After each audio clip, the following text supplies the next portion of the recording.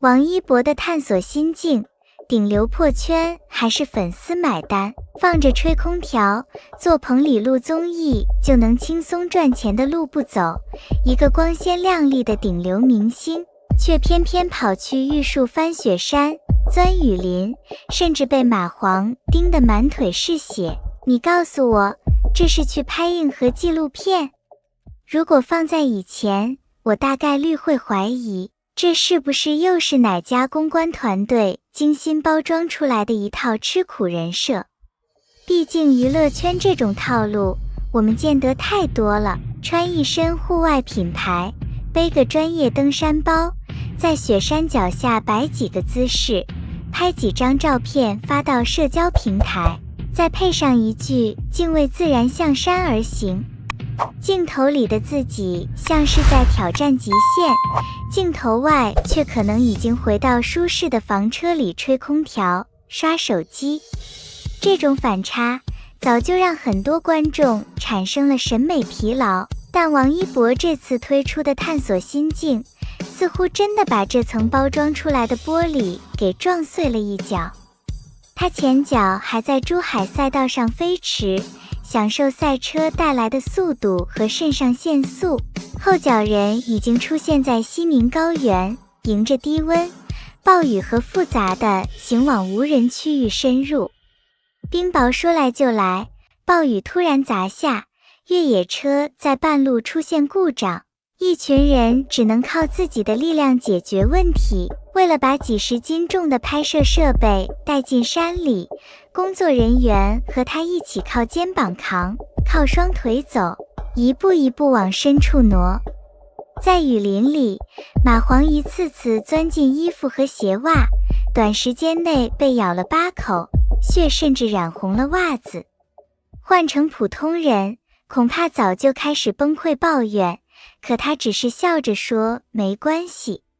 到了高原环境，氧气稀薄，身体不断透支，他也没有反复强调自己的辛苦，没有刻意制造英雄受难的戏剧效果。有人说，这些是不是演出来的？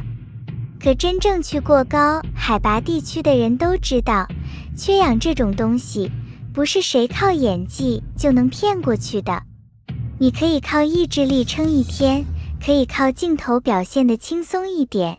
但连续10几天面对低温、疲惫、身体极限消耗，再强的演员也很难一直维持状态。他能坚持下来，很大程度上还是因为这些东西本来就是他的兴趣和积累。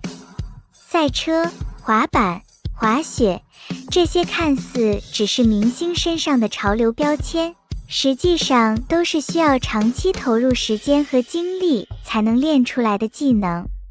不是拍几条宣传片、摆几个动作就能真正掌握。业内一些接触赛车的人也提到过，王一博在赛车领域确实有一定实力。如果换成一个平时连矿泉水瓶盖都需要助理帮忙拧开的艺人，就算旁边站着世界级导演指导，恐怕到了半山腰也只能累得喊救援。所以这次探索心境的盘子确实铺得不小。腾讯视频投入资源， Discovery 探索频道国际团队参与制作，从制作规格来看，本身就带着明显的野心。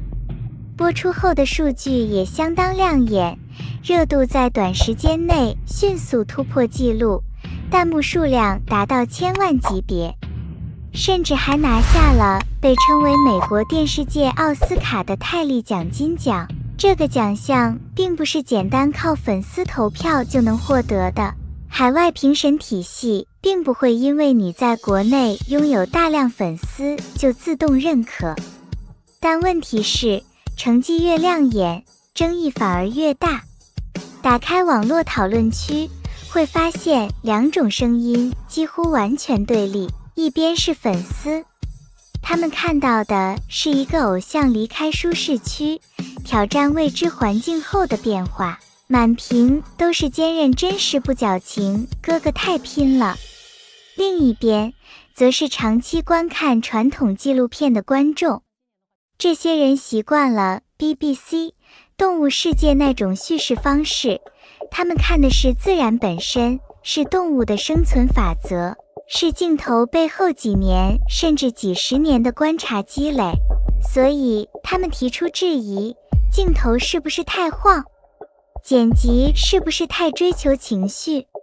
为什么雪豹没看清多少，反而大量时间都在拍明星喘气、坚持和感慨？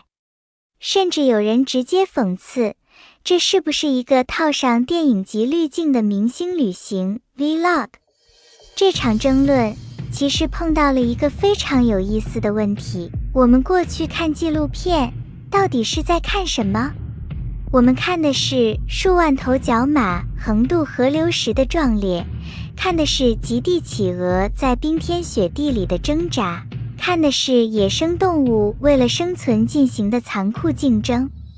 在传统纪录片里，大自然永远是主角，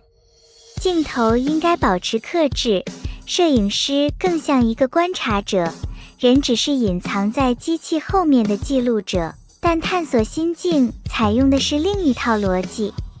雪山、雨林、沙漠，这些宏大的自然环境，某种程度上成为了人物成长故事的舞台。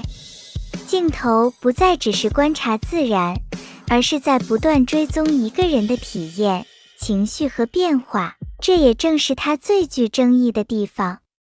他把纪录片和明星真人秀之间那条原本模糊的界限，再一次拉到了公众面前。但从另一个角度看，这种模式也确实带来了传统纪录片很难做到的传播效果。纪录片行业长期面临一个现实问题，投入巨大，回报有限。很多团队为了拍摄一个珍贵镜头，需要几年时间蹲守，需要大量资金支持，却很难获得足够关注。而当顶流明星加入之后，情况完全不同。明星本身就是巨大的流量入口，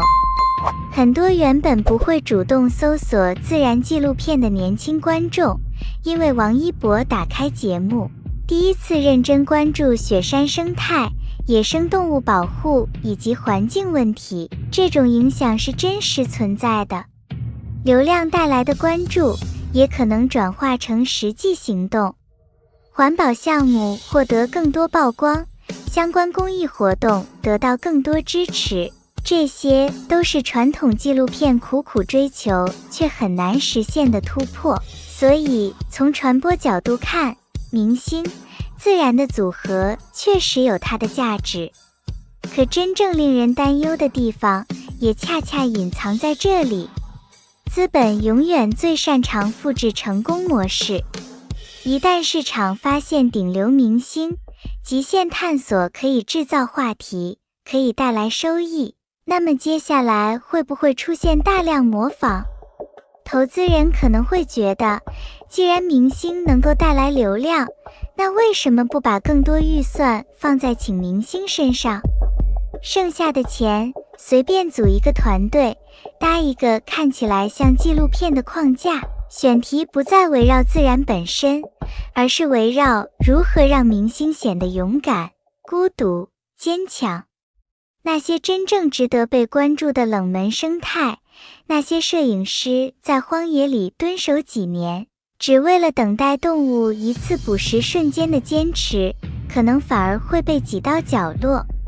如果真的发展到那一步，纪录片3个字可能会逐渐失去原本的重量，它不再是对世界真实的观察，而变成了一种包装精美的野外真人秀。其实以前 BBC 等纪录片机构也会邀请明星参与，